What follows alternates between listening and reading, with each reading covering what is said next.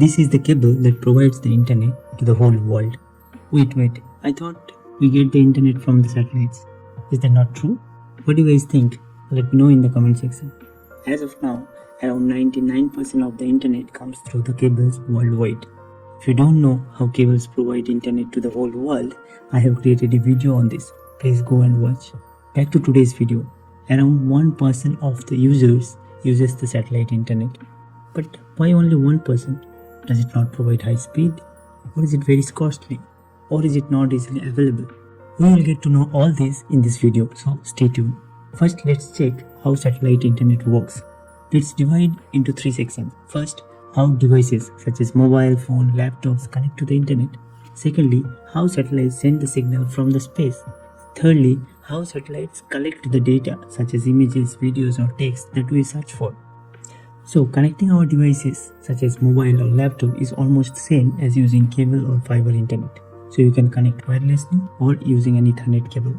Just like how you connect your phone or laptop to your home Wi-Fi. The Starlink modem creates a Wi-Fi network. You can connect your device to that network by selecting it from the list of available Wi-Fi networks on your device.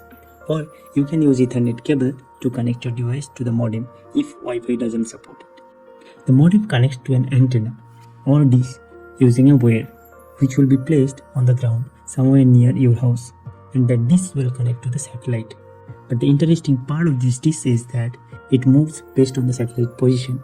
As the satellite moves in the orbit, the antenna also needs to be pointed in the right direction, which requires the dish to move. But how does this dish move? And how does it know which direction it needs to move? When we first install the internet, it locates the nearby satellite and remembers the position of that satellite. The dish has a GPS system and a lot of other sensors that helps to find the current satellite position and calculate the orientation. Based on this data, a motor attached to this dish helps it rotate accordingly. Okay, we know how the dish makes its position to communicate with the satellite, but how it communicates the satellite which is far away from the dish? Basically, it uses radio wave, since we cannot have a wire from the satellite to the antenna, right? But how does my request convert into a radio wave?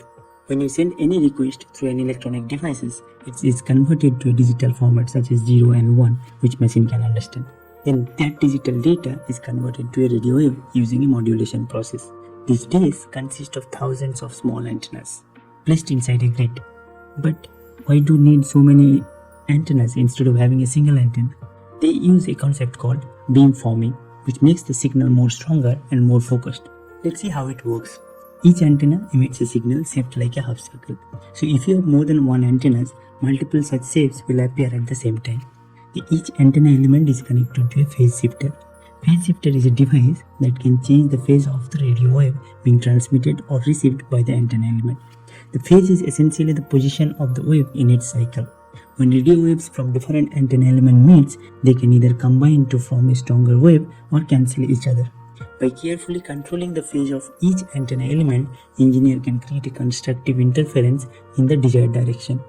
By introducing a specific phase delay between the adjacent element, the combined waveform from all elements can be directed in a particular direction. This is known as beamforming. Now we know how antennas send the signals to the satellite. Let's look at how satellite works. So every satellite is launched using a launch vehicle. Then it placed in a space region very close to the Earth's surface, which is also known as low Earth orbit.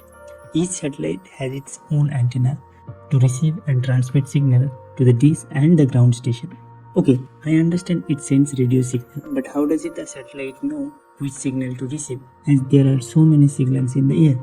So each dish has a unique identifier and is a set of dedicated frequency. Based on that, the satellite identifies the signal. Let's quickly check how a ground station works. So the ground station is a set of big antenna that helps to communicate between the satellite and the internet backbone. The internet backbone is nothing but those servers that store all our data. So in short, when you request a video, that request gets converted to a radio wave through the modem and the antenna. Then the antenna sends that signal to the nearest satellite. The satellite processes that signal and sends it back to the ground station. After receiving the signal from the satellite, the ground station analyzes the request and sends that request to the dedicated server to collect the data. So once we get the details from the server, these antennas then convert them back to the radio wave and send it to the respective satellite. And then satellites take that response and send it to the user. So this is how we watch videos, images or text. If these ground stations are not available to your area, the satellites communicate with each other using a laser system. They try to send the signal to the nearby satellite which is near to the ground. And that's how the Starlink satellite works. So, why there are very few people uses the satellite internet today? There can be various reasons behind it. The first, it might not be easily accessible throughout the world.